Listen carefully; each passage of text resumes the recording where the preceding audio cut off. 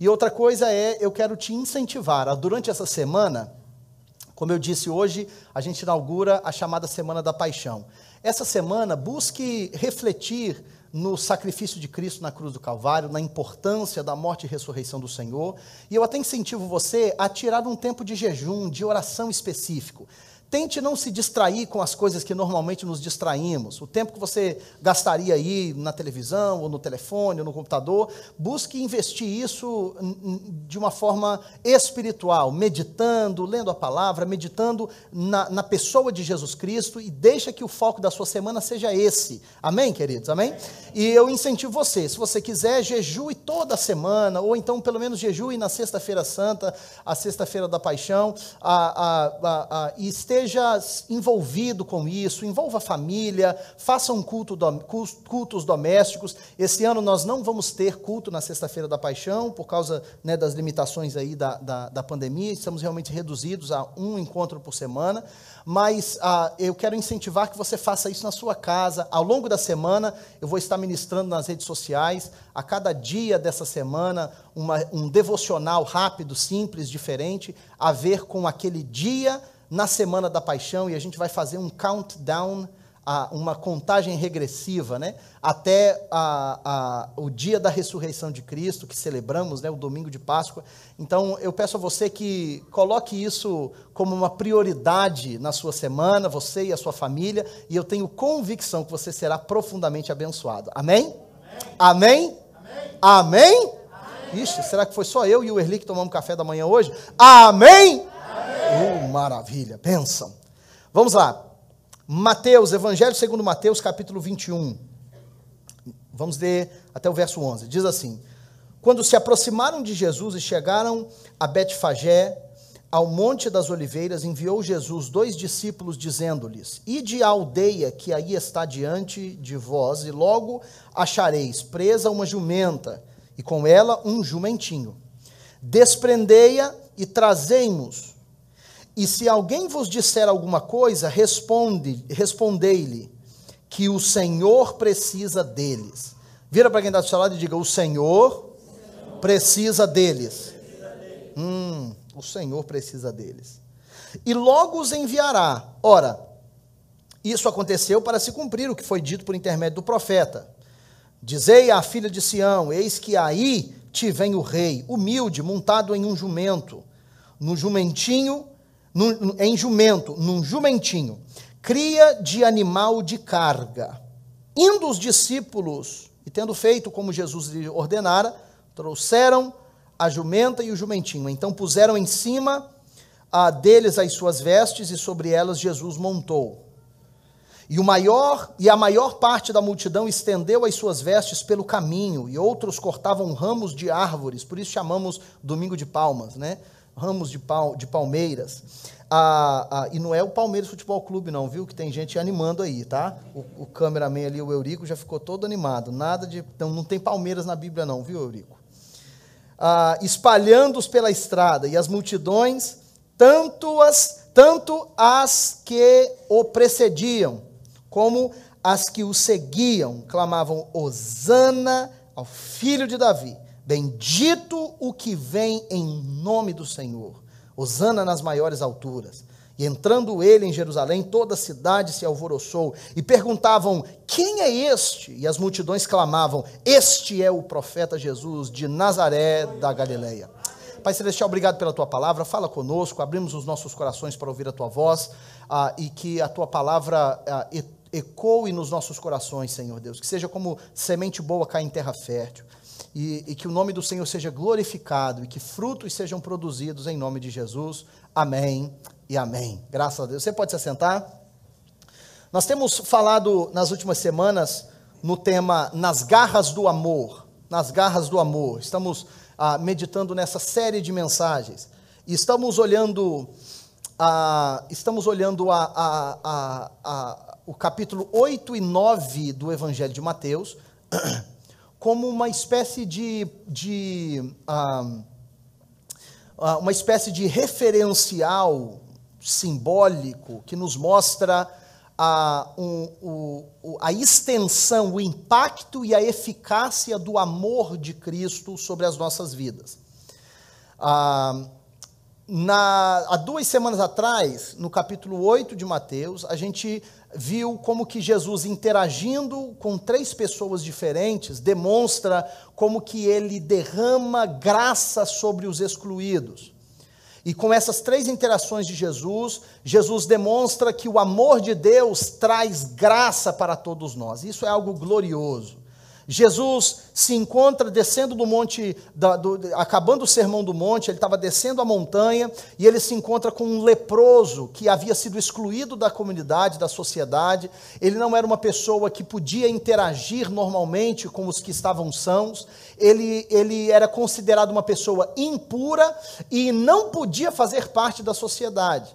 E aquele homem se aproxima de Jesus e diz: Jesus, se o Senhor quiser, o Senhor pode me tornar limpo. Jesus vira para ele e diz: eu quero, seja limpo. E estendendo a misericórdia, a compaixão e a graça, Jesus nos mostra que não existe condição difícil demais para que ele intervenha. Isso é graça para os excluídos. Jesus também ministra a distância para o servo do centurião e o cura sem nem mesmo o ver, mostrando o poder e a eficácia da sua palavra, que quando ela é enviada, ela faz aquilo que foi enviada para realizar. A palavra do Senhor não volta vazia, amém? Diga comigo, a palavra do Senhor não volta vazia. Diga assim: o que Deus disse a meu respeito. Diga mais forte, diga: o que Deus disse a meu respeito. O inimigo não pode mudar. Aleluia. E em seguida, Jesus se encontra com a sogra de Pedro. A sogra de Pedro estava com febre, com dor de cabeça. Jesus cura a sogra de Pedro de algo aparentemente tão simples, mas mostrando a extensão do seu amor. O amor do Senhor, ele alcança desde quem está com lepra até quem está com dor de cabeça. O amor do Senhor, ele alcança e é abrangente em todas as circunstâncias, mostrando então como ele transmite, derrama graça para os excluídos. Na semana passada nós falamos sobre paz aos perturbados. Falamos um pouco sobre isso, que Jesus estava no barco com os seus discípulos, isso ainda no capítulo 8, atravessando o mar da Galileia, quando lhe sobreveio uma tempestade enorme, Jesus permanecia dormindo no barco. E ali Deus mostrando para nós que o seu amor alcança-nos no nosso momento de caos, no nosso momento de dificuldade, no nosso momento de intempéries e de tempestades da vida. Mostrando que o amor do Senhor não tem medo da tempestade que você está enfrentando. O amor do Senhor não tem medo das dificuldades que te assolam. O amor do Senhor não tem medo tampouco das decepções que você viveu ou dos traumas que você teve no passado. O amor do Senhor não tem medo de nada disso. O amor do Senhor penetra a fúria da tempestade para alcançar você onde você estiver. E enquanto Jesus estiver no seu barco, a tempestade ao seu redor não pode te destruir. Se você crê nisso, levanta a sua mão para o alto e diga: eu tenho paz na tempestade. Aleluia. E isso é fantástico, queridos, porque mostra para nós que o amor do Senhor não depende de um ambiente de paz para me fazer viver em paz. Oh meu Deus, eu acho que você não entendeu, eu vou repetir, só para você entender. O amor de Deus não precisa de um ambiente de paz para que você viva em paz. Que coisa linda, porque quando penso, quando a gente ancora a nossa paz em elementos externos, a gente fica vulnerável. Se a sua paz está no tanto de dinheiro que você tem no bolso, o diabo rouba isso com facilidade. Se a sua paz está na sua saúde, o diabo rouba isso com facilidade. A sua paz está na estabilidade da sua família, a sua paz está na tranquilidade com que você vive. O diabo facilmente rouba a sua paz. Agora, se a sua paz está em Cristo, não tem nada que o diabo possa fazer para te tirar do seu equilíbrio espiritual, porque Deus é a sua âncora e o seu estandarte. O Senhor é quem te sustenta e quem te firma, e isso o diabo não pode tocar. Eu estou cansado de ver pessoas que desfrutam da mais maravilhosa saúde, mas vivem sem paz. Eu estou cansado de ver pessoas que têm milhares e milhões de dólares no banco, mas estão pensando em suicídio. Eu canso de ver pessoas que têm famílias aparentemente belíssimas, mas não conseguem dormir à noite. Por quê? Porque essas coisas não trazem paz. O que me traz paz é a certeza de que o meu Deus me sustenta e me segura de pé. Esse é o amor do Senhor, o amor que traz paz verdadeira. Você está no meio do caos, meu irmão, tem paz para você aí. Você está no meio de uma pandemia, tranquiliza o teu coração, tem paz do Senhor aí para você. Paz, paz, paz. Que coisa fantástica. A presença do Senhor que invade as circunstâncias para nos trazer paz. Oh, aleluia. Se pensarmos no padrão mundial, nós temos vidas muito confortáveis. Você chega na sua casa, não precisa se preocupar se a sua casa vai estar aquecida ou não. Normalmente está tudo tranquilo, você nem se preocupa tanto com isso. Você chega na sua casa, você tem o seu colchão maravilhoso para você deitar e para você poder descansar. Você senta no seu sofá, liga a sua televisão e você tem o seu tempo de diversão com a sua família, assistindo um bom filme. Você tem a oportunidade de acabar o culto aqui, você procura o lugar que você quer comer e vai almoçar fora. Eu me lembro quando fizemos a nossa viagem missionária para a África, e eu cheguei lá e vi as condições precárias que os nossos irmãos africanos vivem. Na sua casa você nem se preocupa se tem água ou não. Você chega, liga a torneira e às vezes escova os dentes até com a água ligada. Nem se preocupa com isso. Lá na África tivemos que investir $12 mil para furar um poço para que o povo tenha água potável para beber. Quando nós chegamos na aldeia pela primeira vez, nós presenciamos isso. O pessoal caminhava por mais de 2 quilômetros todos os dias, só para trazer um barril de água de volta para a aldeia poder usufruir. Um lugar que não tem encanamento, não tem saneamento básico, não tem eletricidade. E as crianças dormem no chão puro, sem nenhum travesseiro. Mas eles acordam de manhã com um sorriso no rosto, porque eles sabem que o Redentor deles vive. E quando a nossa esperança, quando a nossa paz está ancorada em coisas externas, nós vivemos em abundância, mas com angústia interior. O Senhor quer mudar isso. Deus quer mudar esse quadro. Ele quer entrar no seu barco e fazer com que a paz dele seja sentida onde você estiver. Esse é o amor completo, pleno, inteiro, robusto do Senhor sobre as nossas vidas. Quem está me ouvindo aí, diga amém. Amém. Aleluia. Oh, aleluia. A paz do Senhor, a paz do Senhor, a paz no meio da tempestade. Jesus também se depara com... Você vai ter que sair de perto desse relógio aí, senão eu não vejo que horas são. Isso, garoto, maravilha. Isso é perigosíssimo, esse relógio está tampado. Jesus também, quando ele cruza o mar da Galileia, chega na outra margem, ele encontra com um camarada endemoniado que estava tocando terror naquela comunidade. Um camarada que estava oprimido, na verdade eram 2, estavam oprimidos. A Bíblia diz que as pessoas nem passavam pelo lugar onde eles ficavam. Oprimidos estavam. A Bíblia diz que quando Jesus foi chegando, o espírito maligno que estava naquele homem se manifestou. E disse: o que o Senhor veio fazer aqui? Nos veio atormentar antes do tempo. Por quê? Porque aonde Jesus chega, a opressão, ela precisa ser expelida dali. Paz é o que ele traz, paz. E Jesus, nessa interação, Jesus mostra que pessoas são mais importantes do que coisas. Jesus estava disposto a sacrificar uma manada de porcos para salvar a vida de um homem. Se você tivesse entendido isso, meu irmão, se você soubesse tudo que Deus já teve que sacrificar para alcançar você. As pessoas perguntam: por que, pastor, que vocês investem tanto em missões? Por que isso? Por que isso? Porque vale a pena para investir, para alcançar a vida de uma só criança. Um garibu lá em Oaga que for resgatado e conhecer o Senhor Jesus, vale todo o investimento. Jesus nos mostra que o seu amor nunca considera coisas mais valiosas do que pessoas.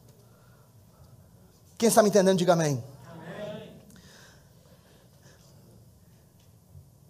No meio do capítulo 9 para frente, esse assunto é o assunto novo de hoje. Eu vou tentar passar ele o mais rapidamente possível e conectar ele ao fim com o nosso texto que lemos, no texto da entrada triunfal de Jesus em Jerusalém. Porque o texto de Mateus 21 que nós lemos é uma história de redenção. Nós vamos falar sobre isso daqui a pouco. Guarda essa palavra no cantinho da sua nuca, no canto esquerdo assim, perto da orelha. Guarda aí na sua nuca. Uma história de redenção. Diga comigo, redenção. Uma história de redenção. É importante saber disso, por quê? Porque o que nós estamos vendo nos capítulos 8 e 9 de Mateus é justamente o símbolo ou um mapa da redenção do Senhor nas nossas vidas. Como que o Senhor nos redime? Primeiro, Ele derrama graça sobre as nossas vidas, porque fomos excluídos da presença do Pai. Segundo, Ele nos traz paz em meio ao caos. E terceiro, que é o nosso assunto de hoje, Ele traz restauração plena. Digo-me, restauração plena. Ele traz graça, traz paz e traz restauração. Onde que está isso, pastor Diego? Está em 4 interações diferentes que Jesus tem com algumas pessoas no capítulo 9 de Mateus. Eu encorajo você, nós não temos o tempo de entrar profundamente em cada uma delas. Eu vou dar uma passada rápida, mas eu encorajo você a chegar em casa, leia o capítulo 8 e 9 de Mateus completo, para que você tenha um entendimento mais abrangente daquilo que nós estamos falando hoje aqui. No capítulo 9, versículo 21 em diante, Jesus tem um encontro que é impressionante, na verdade 2 encontros em um. O primeiro é um homem chamado Jairo, que se encontra com Jesus, e ele está apavorado, ele diz, Jesus, a minha filha de 12 anos, ela morreu lá em casa, vem por favor me acudir, venha me acudir por favor. E Jesus imediatamente se levanta, isso é a partir do versículo 18, Mateus capítulo 9, versículo 18 em diante. Jesus imediatamente se levanta, nem questiona nada, e imediatamente vai seguindo Jairo. Enquanto ele está seguindo Jairo para a casa de Jairo, a Bíblia diz que a multidão comprimia Jesus, era muita gente em volta, e de repente uma mulher, a Bíblia diz que ela sofria com o mesmo mal há 12 anos. A Bíblia dá muitos detalhes a respeito, porque a Bíblia fala que ela havia gastado tudo o que tinha com vários médicos para tentar se ver livre daquele problema, e ela não tinha mais esperança de recuperação. Mas aquela mulher, apesar de não ter esperança, ela tinha fome da presença de Deus. A Bíblia diz que ela foi se espremendo na multidão, foi quietinha, até encostar na orla do manto de Jesus. E a Bíblia deixa bem claro que no momento em que ela encosta na orla do manto de Jesus, virtude flui dele e restaura o corpo daquela mulher. Que coisa linda! Diga comigo, virtude. Oh, olha que coisa fantástica, isso nos ensina como que Jesus deseja o seu amor, restaura a nossa esperança. Diga comigo, esperança restaurada. Aquela mulher que por 12 anos havia feito tudo o que estava ao seu alcance e gastado todos os recursos à sua disposição para tentar alcançar a restauração, todos os seus esforços foram nulos, mas um toque de Jesus, um toque de Jesus transformou a história daquela mulher. Um toque de Jesus, um toque de Jesus, um toque, Edna, um único toque de Jesus. Eu fico pensando, quais são as coisas da sua vida que você já tentou 2 vezes, tentou 3 vezes, tentou 4 vezes, tentou 1 dúzia, tentou 30, por 1 ano, por 2 anos, por 10 anos, por 15 anos. Quanto tempo temos tentado aquilo que não tem funcionado? Eu quero dizer para você uma coisa, meu irmão, hoje o amor do Senhor restaura a sua esperança, e um toque do seu Salvador, um toque. Tem uma canção, acho que é mais antiga, né? Mais antigazinha, diz apenas um toque, Ludmila Feber, eu acho, Fernanda Brum, apenas um toque no seu coração, as mãos se levantam em adoração. Um toque apenas, um toque de Jesus faz o que 12 anos de investimento humano não conseguem fazer. Sabe de uma coisa, meu irmão? Olha só, eu quero mostrar para você 2 coisas rapidamente. A primeira é o seguinte, é que a fome daquela mulher fez a diferença. Porque não foi só aquela mulher que tocou em Jesus. Várias pessoas esbarraram em Jesus. A multidão era grande. As pessoas esbarravam em Jesus o tempo inteiro. Mas nenhuma delas extraiu virtude dele. O diferencial daquela mulher, sabe qual foi? É que ela tocou Jesus com propósito. Ela tocou Jesus com fome. Você não imagina as coisas que a gente pode receber de Deus se tivermos fome para isso. Aleluia. Glória a Deus. E sabe o que é lindo a respeito dessa interação de Jesus com essa mulher? É que isso nos mostra, oh Senhor Deus, aleluia. Quem está sendo ministrado aqui, amém? Isso nos mostra que não apenas a fome dela, mas uma busca direcionada. Existem algumas coisas que esperamos, mas estamos buscando no lugar errado. Deus está dizendo o seguinte, ó, se todo o seu esforço pessoal fosse direcionado para alcançar um toque do Senhor,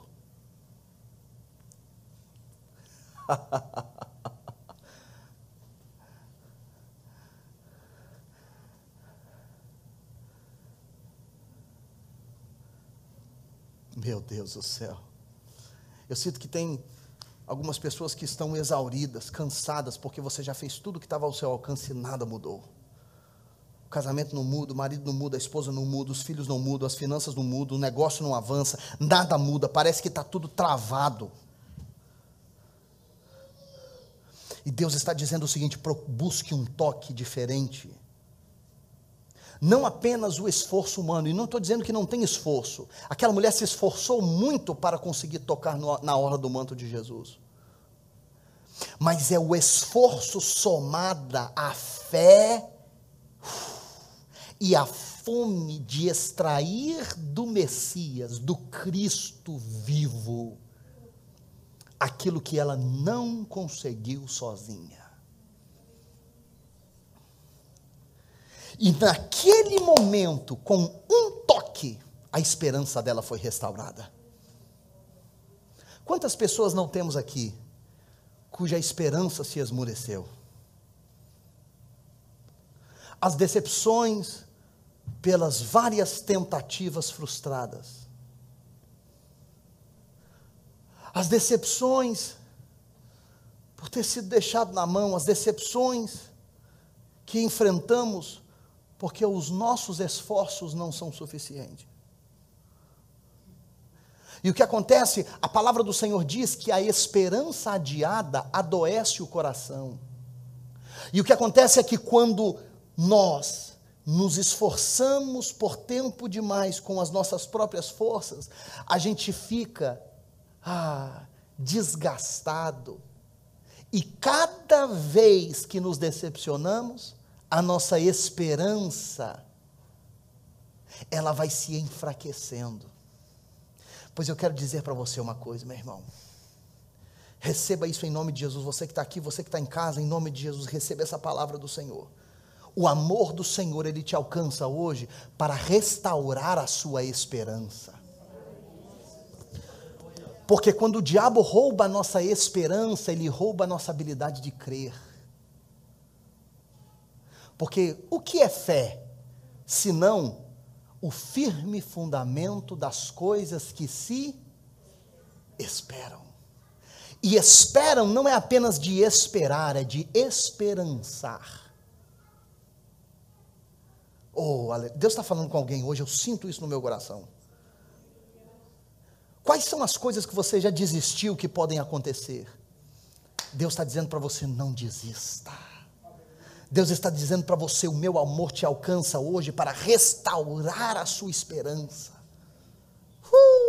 Depois de 12 anos, aquela mulher recebe um toque. Diga comigo, um toque. Ai, diga mais uma vez, diga um toque. Diga mais uma vez, diga um toque. Diga mais uma vez, diga um toque. Um toque do Senhor. Eu ministro isso sobre a sua vida neste momento em nome de Jesus. Um toque do Senhor. Aleluia. Jesus, um toque, eu preciso correr. Um toque do Senhor. Aquela mulher toca nele, recebe o seu milagre. Só que Jesus não estava ali para aquela mulher. Jesus estava a caminho de algum lugar. Quem lembra? Quem lembra? Ele estava indo para onde? para a casa de Jairo. Pois é, a filha de Jairo ainda estava morta. Pois Jesus continua caminhando até a casa de Jairo, e quando chega na casa de Jairo, ele se depara com um lar,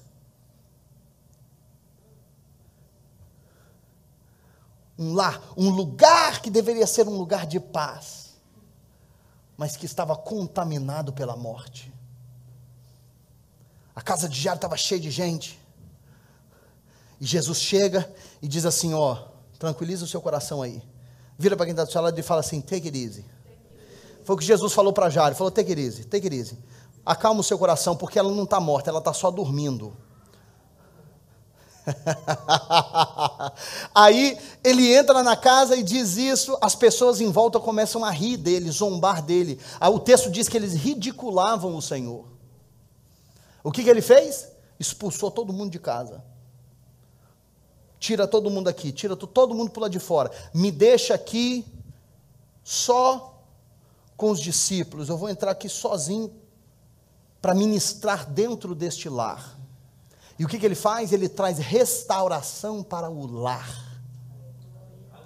Um lar que estava passando por um momento de perda, de luto.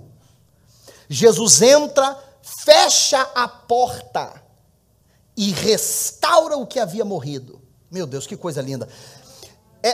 Essa interação para mim é algo mais profundo, porque fala muito para mim de intimidade, do lugar secreto, os assuntos internos, não apenas da alma, mas também da família, que ninguém sabe, ninguém vê e ninguém fica sabendo. São as coisas que a gente não publica no Facebook, são as coisas que a gente não posta no Instagram, são as coisas que você não coloca no Orkut. Tem alguém que tem Orkut ainda? Orkut, não? São as coisas que acontecem atrás de portas fechadas, são situações que a gente está tentando ignorar, mas o cheiro de morte é muito forte. O amor do Senhor, ele não alcança apenas as coisas externas, explícitas, as coisas públicas. O amor do Senhor, ele alcança as coisas privadas que ninguém vê, mas a palavra dele entra de forma cirúrgica, como espada mais cortante do que espada de dois gumes, que penetra a divisão da alma e do espírito, a divisão das juntas e medulas, discerne as intenções do coração e traz cura para a mortandade da nossa vida privada, a mortandade do pecado, a mortandade da falta de paz, o lugar que deveria ser um lugar de descanso, dentro do lar, um lugar sagrado para se desfrutar de comunhão e encorajamento, se torna um campo de guerra, pois é nesse lugar que a graça do Senhor entra para trazer restauração. Diga o amor que restaura o lar. Oh, aleluia. O amor dele traz restauração da esperança, restauração do lar. Terceiro lugar, já estou terminando.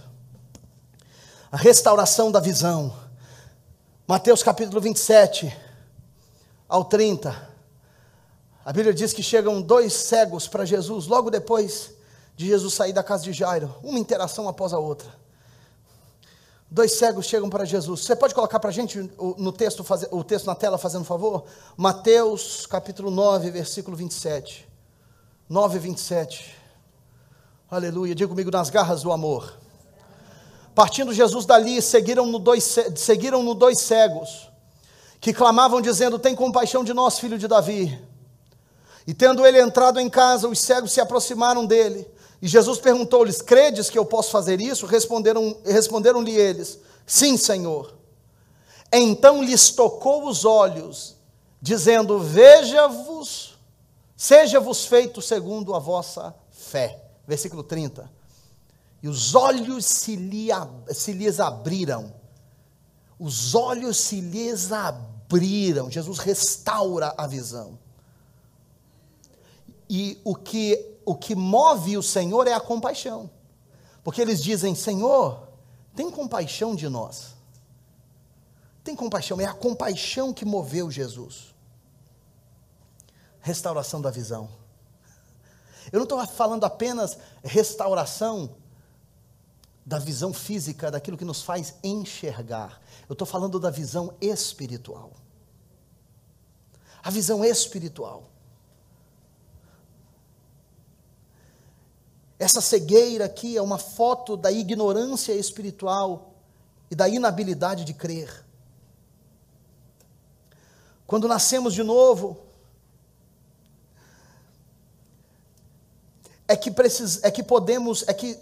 temos condições de enxergar as coisas de Deus. A palavra de Deus é muito clara quando diz que o justo, ele não vive pelo que vê com os olhos naturais, ele não vive por vista, ele vive pela fé. O que é fé senão visão espiritual? Eu contei isso no primeiro culto hoje, que já falei para vocês também várias vezes, mas vou falar de novo. Fala para quem está do seu lado aí, diga aí, ele vai falar de novo. Diga aí, não tem nada que a gente pode fazer para impedir isso. Quando eu era menino, a primeira vez que eu viajei de avião, naquela época, era mais tranquilo viajar de avião. Às vezes a porta da cabine do piloto ficava até aberta. E nessa época, nessa vez que eu viajei pela primeira vez de avião, de onde eu estava sentado, dava para ver a aeromoça entrando, saindo da cabine do avião, e a porta ficava entreaberta, e dava para ver as luzes até dos instrumentos que ficavam lá dentro, dos pilotos. E aí eu pedi para a aeromoça se eu podia ir lá ver, que eu queria ver a cabine. E ela me levou lá para ver a cabine e tudo e tal, e me mostrou, e o piloto me mostrando e tudo e tal, e eu tomei um susto. Porque, primeiro, que estava de noite, e segundo, que não dava para ver nada, dava para ver só nuvem e escuridão, não dava para ver nem 2 palmos à frente daquele para-brisa do avião, daquela janelinha do avião, não dava para ver nada. E eu perguntei, mas como que vocês pilotam um avião se vocês não conseguem ver nada? Como que você sabe onde você tem que ir? Porque não dá para ver nada. Aí o piloto falou assim, não, é por isso que a gente tem que ir para a escola, por isso que a gente tem que estudar. É por quê? Porque eu não piloto o avião, eu não guio o avião pelo que eu estou vendo por essa janelinha. Eu guio o avião pelo que os instrumentos me mostram. Se você fechar essa janelinha aqui inteiramente, só com esses instrumentos aqui eu consigo pilotar esse avião. Porque eu não piloto o avião pelo que eu estou vendo pela janelinha, eu piloto o avião pelo que os instrumentos me dizem. A caminhada espiritual não é diferente. Tem gente que acha que quando você se torna obreiro, é consagrado, você é líder na igreja, que você acorda todo dia motivadaço, pronto para conquistar o planeta. Se você soubesse como é que eu acordo uns dias desse aí, meu filho, eu acho que você nem fazer parte da igreja fazia. Tem dia que eu acordo, o dia está todo cinza também. Eu não levanto da minha cama porque eu estou sempre motivado. Eu levanto da minha cama porque eu olho os instrumentos. Eu olho para os meus instrumentos na Bíblia e eu vejo, para conferir, não, Deus ainda está no controle. Então você quer saber de uma coisa? Deixa eu sacudir a poeira aqui,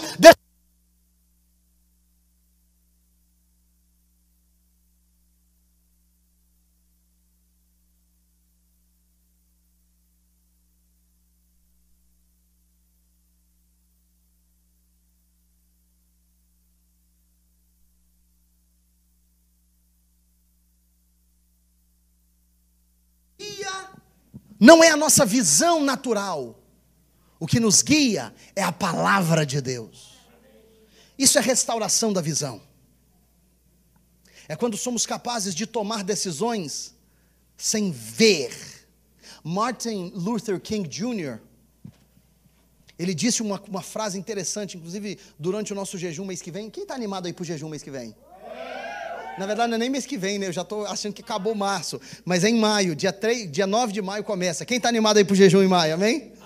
Tá, nós estamos preparando um esquema bruto aí, tá uma maravilha, viu? Vai ser um tempo maravilhoso na presença do Senhor. No jejum você vai ver essa frase de Martin Luther King Jr., quando ele disse que fé é dar um passo mesmo sem ver aonde está a escada. Isso é fé. É quando você pilota o seu avião pelos instrumentos da palavra de Deus. Então o amor do Senhor, ele restaura a esperança, ele restaura o lar, ele restaura a visão e ele restaura o espírito. Capítulo 9, versículos 32 ao 34. Coloca para nós aí na tela, fazendo um favor. Capítulo 2, versículo 32 ao 34.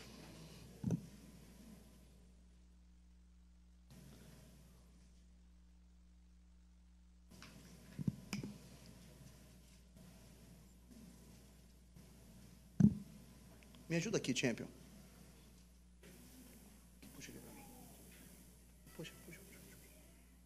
Puxa. Aí. Obrigado. Mateus 9:32. Mateus 9:32. Enquanto esses se retiravam, uma coisa atrás da outra. Falamos sobre Jairo, falamos sobre a mulher com fluxo de sangue, falamos sobre os 2 cegos, e agora uma coisa atrás da outra. Vamos ver esse rapaz mudo aqui. Enquanto esses se retiravam, eis que lhe trouxeram um homem mudo e endemoniado. 33. E expulso o demônio, falou o mudo, e as multidões se admiraram, dizendo: nunca tal se viu em Israel. Esse evento aqui é interessante porque mostra a opressão demoníaca, espiritual na vida de um rapaz que se manifestava se manifestava de uma forma que não parecia ser opressão demoníaca. Esse rapaz estava mudo, o texto em inglês deixa isso muito claro, que ele estava mudo e não havia outro sinal. Jesus identificou pelo discernimento que era um espírito maligno. Por quê? Porque às vezes o diabo se disfarça. A opressão diabólica na vida de algumas pessoas ficam disfarçadas como se fossem outras coisas. Mas o amor do Senhor, ele nos encontra a ponto de nos desvencilhar das amarras demoníacas e diabólicas que prendem o nosso destino. Jesus quebrou o poder daquela opressão demoníaca e deixou bem claro que mesmo as coisas que o diabo está tentando esconder, ainda essas coisas estão debaixo da autoridade mor de Jesus Cristo de Nazaré. Toda a autoridade foi dada a ele nos céus e na terra. Por que, pastor, que você está falando sobre isso? Porque é muito fácil nos tempos modernos acharmos que essa questão de opressão maligna é a história da carochinha. Hoje em dia tem explicação para tudo, tem psicose para tudo, tem patologia para tudo. Hoje em dia é muito fácil explicar coisas e tudo é psicológico, tudo precisa de um coaching, tudo precisa... Tem coisa que você precisa de orar e de jejuar. Tem coisa que precisa de Deus, que psicólogo nenhum dá jeito, que se não for um toque de Jesus, o rompimento não vem. E essas questões espirituais, é aí que o amor de Deus entra e escancara as portas das bênçãos celestiais, para que você desfrute do melhor que Deus reservou para você. Quem entendeu isso, diga amém. Amém. Pastor Diego está pregando contra o psicólogo. Não! Eu mesmo fiz algumas aulas de psicanálise, não cheguei a me formar, mas fiz algumas aulas. Me interesso demais pelo assunto, leio muito sobre isso, leio demais. Meu pai é psicanalista clínico, leio muito a respeito e admiro muito quem exerce essa profissão de uma forma excelente, e eu reconheço a importância vital para essas coisas na nossa sociedade. Uma sociedade que é afligida na alma de uma forma que nenhuma outra sociedade no passado foi. A saúde mental e emocional, isso são condições realmente médicas e necessárias de serem tratadas. Porém, tem coisas que a psicologia não consegue responder. Sabe quem tem resposta para isso? Jesus Cristo de Nazaré.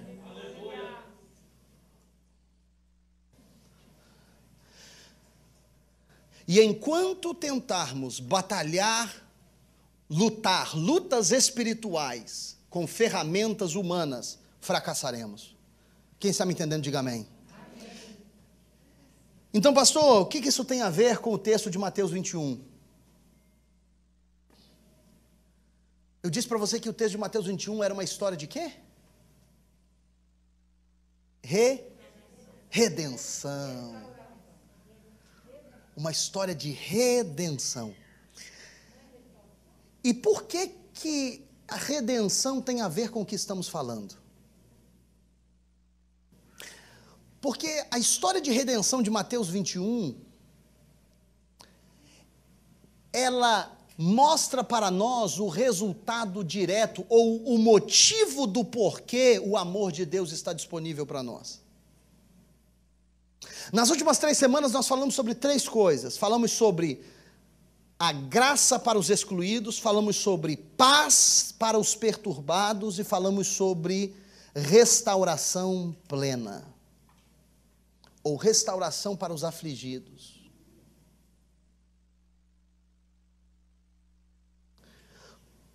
Você sabe o porquê que a graça, a paz e a restauração do Senhor se manifestam sobre as nossas vidas? Para nos redimir. Quando eu estava lendo esse texto da entrada triunfal de Jesus, que inclusive é interessante demais porque tem mais versículos dedicados à forma da preparação da coisa do que versículos dedicados para descrever a entrada. Os versículos dedicados para explicar, para mostrar Jesus explicando para os discípulos o que fazer, falando sobre o jumentinho, os versículos explicando essa preparação envolvendo o jumentinho, são maiores em quantidade do que os versículos explicando o fato acontecido. E eu achei isso interessante, eu comecei a me perguntar, o Espírito Santo de Deus mostrou para mim que na verdade, nós estamos nesse texto. Você sabia que você está no texto da entrada triunfal de Jesus? Vira para quem está do seu lado e diga, eu vi você no texto da entrada triunfal de Jesus. Aí pergunta para essa pessoa, pergunta, quem é? Fala aí, é o jumentinho. Vira para quem está do seu lado e diga assim, eu sou o jumentinho do texto. O jumentinho do texto somos nós. O jumentinho que foi resgatado, entrando na semana da paixão, na semana da maior demonstração de amor da história, Jesus pede aos seus discípulos para encontrar um animal impuro que não era qualificado para ser sacrificado diante do Senhor. Êxodo capítulo 13. O jumento era considerado um animal impuro que não podia ser sacrificado ao Senhor. Deus não, se você sacrificasse um jumento ao Senhor, Deus não recebia. E o jumento, ele precisava ser redimido, principalmente o primogênito, o primeiro jumento a nascer, precisava ser redimido. Sabe como é que redimia um jumento? Sacrificando um cordeiro em seu lugar.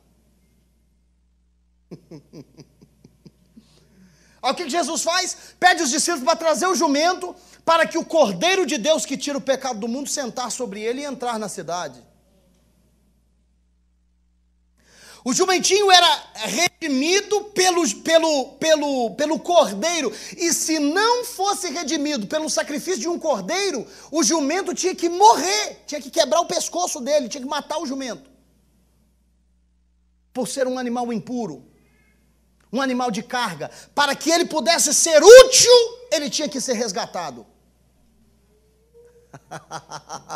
Para que ele fosse útil, ele tinha que ser resgatado. Aí eu descobri que, na verdade, o jumento é símbolo de um povo gentílico e impuro que não deveria fazer parte dessa foto. Se você colocar um rei para entrar numa cidade, no meio de uma festa, você não encontra jumento em lugar nenhum nessa foto que a gente está desenhando. Você encontraria um cavalo de guerra, um banda larga, você encontraria um cavalo árabe bonito, aqueles bonitão, aquele lá da terra do... Agora um jumentinho, e Jesus fez isso para cumprir a profecia de Zacarias, mas isso é profeticamente uma inserção, botar a sua foto ali. Um jumentinho que simboliza alguém que, se não fosse resgatado pelo sacrifício de um cordeiro, não seria útil.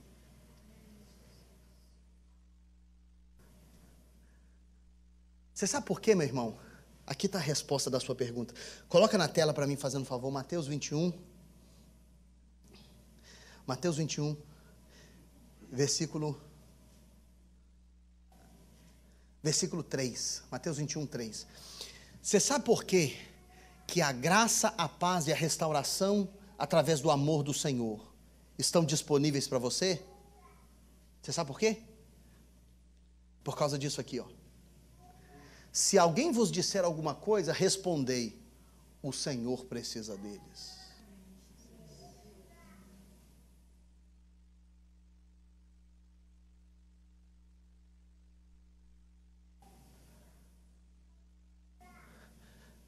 Sabe qual é o clamor do Senhor sobre a sua vida hoje? O Senhor precisa de você. Pastor, mas eu estou perdido. Jesus sabia onde o jumentinho estava. Pastor, mas eu tô amarrado com os nós da vida. Não preocupa não. Jesus mandou desprender o jumentinho. Mas pastor, eu sou impuro. Para mim não dá, eu sou impuro. A minha história é feia demais, pastor. Não preocupa não. Já morreu um cordeiro para te resgatar. Glória a Deus. E sabe qual foi o papel do jumentinho, pastor Rony? Carregar a palavra. João diz: no princípio era o verbo estava com Deus, e o verbo era Deus, e o verbo se fez carne e habitou entre nós. Jesus é a materialização, a encarnação do verbo, da palavra de Deus. Aleluia.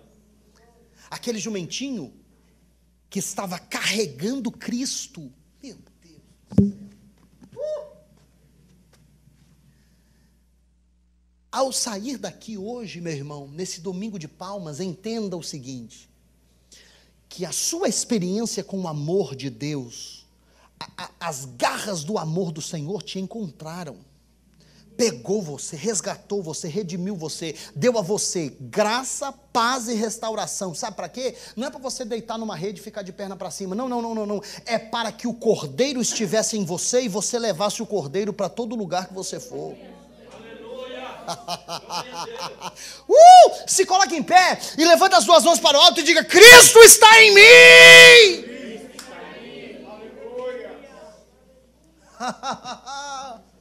Cristo está em mim.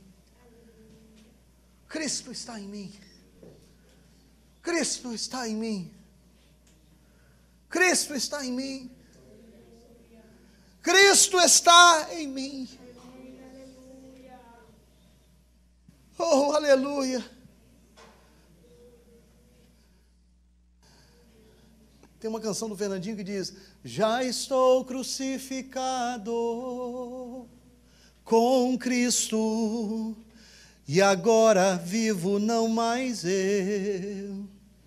Já estou crucificado com Cristo, e agora vivo não mais eu. Cristo vive em mim, aleluia. Cristo vive em mim, aleluia. Cristo vive em mim, aleluia. E agora vivo não mais eu.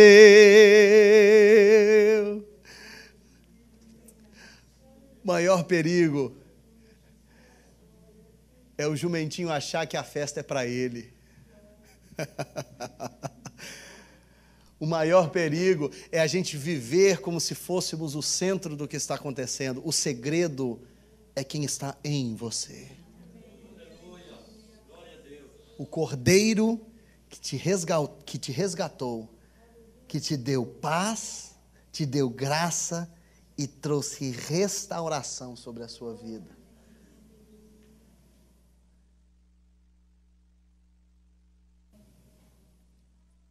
Coloque a mão no seu coração e diga: